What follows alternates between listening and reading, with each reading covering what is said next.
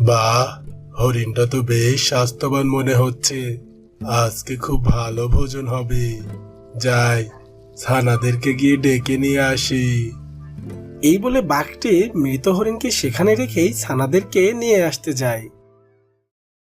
এইদিকে হরিণটি দুটো ছানা সারাদিন ধরে মায়ের জন্য বাড়িতে অপেক্ষা করতে করতে শেষমেশ মাকে খাবার নিয়ে ফিরে না আসতে দেখে দুজনেই মায়ের খোঁজে বেরিয়ে পড়ল।